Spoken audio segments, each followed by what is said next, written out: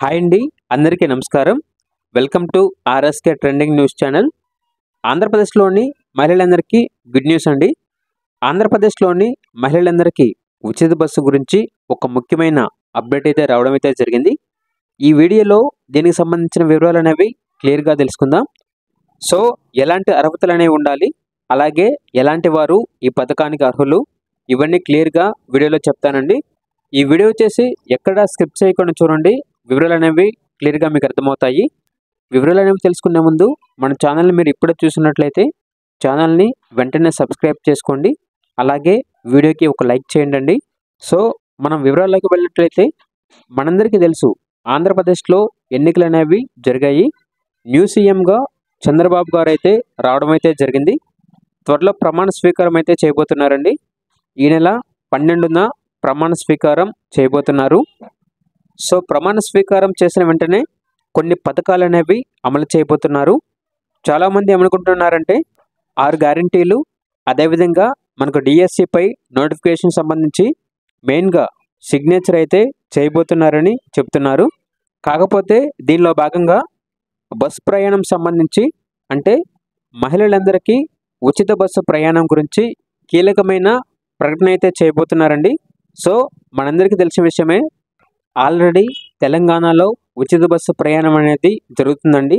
అయితే వీటన్నిటికీ సంబంధించిన కండిషన్స్ అనేవి చాలామందికి తెలియదు. సో ఆంధ్రప్రదేశ్లో ఈ పథకం మొదలు పెడుతున్నారు కాబట్టి దీనికి సంబంధించి ఏ విధంగా రూల్స్ అనేవి ఉంటాయి చాలామందికి తెలియదు. సో ఇప్పుడు మనం తెలుసుకుందాం. ముందుగా ఎవరైతే ఆంధ్రప్రదేశ్లో మహిళలు ఉంటారో బస్సులో ప్రయాణించాలనుకుంటే అందరికీ కంపల్సరీగా ఆధార్ కార్డు అనేది ఉండాలి. అలాగే మీరు కంపల్సరీగా ఆంధ్రప్రదేశ్లో జన్మించిన వారే ఉండాలి. సో ఆంధ్రప్రదేశ్లో మీకు ఆధార్ కార్డు ఉంటేనే ఫ్రీ బస్సు సర్వీస్ అనేది మీకు వర్తిస్తుందండి. ఇది కూడా ఏ బస్సెస్లో ఎక్కొచ్చు అంటే, 1 ఆర్డినరీ బస్సెస్లో ఎక్కొచ్చు, 2 ఎక్స్ప్రెస్ బస్సెస్లో ఎక్కొచ్చు, 3 అదేవిధంగా సిటీ బస్సెస్లో కూడా ఎక్కొచ్చండి. ఈ 3 బస్సెస్లో మాత్రమే ఉచిత ప్రయాణం అనేది ఉంటుంది. కేవలం ఈ 3 రకాల బస్సెస్లో మాత్రమే ఉచితంగా ప్రయాణించే అవకాశం అనేది ఉంటుంది. మిగతా బస్సెస్లో అనగా deluxe buses, AC buses, super luxury buses, ఇలాంటి బస్సెస్లో మాత్రం ఉచితంగా ప్రయాణించే అవకాశం అనేది లేదండి.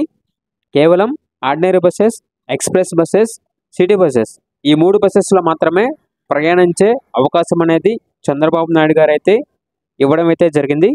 కాబట్టి మీరు బస్సు ఎక్కే ముందు మీ వెంట ఏమేమి తీసుకెళ్లాలనుకుంటే మీ ఆధార్ కార్డు ఒకటి, అలాగే మీ ఫోటో తీసుకెళ్లాలన్నమాట. ఎందుకంటే వాళ్ళు మీ ఐడెంటిటీని వెరిఫికేషన్ అనేది చేసుకుంటారు. సో ఎప్పుడైతే మీరు ఉచితంగా ప్రయాణించాలనుకుంటున్నారో మీరు ఖచ్చితంగా మీ ఆధార్ కార్డు ఒకటి, మీ పాస్పోర్ట్ అనేవి కంపల్సరీగా తీసుకెళ్ళాలి.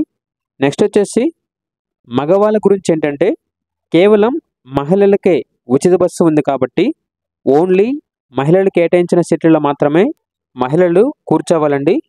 మగవాళ్ళకి కేటాయించిన సీట్లలో మాత్రం అస్సలు కూర్చోకూడదు. ఇదైతే గమనించగలరు.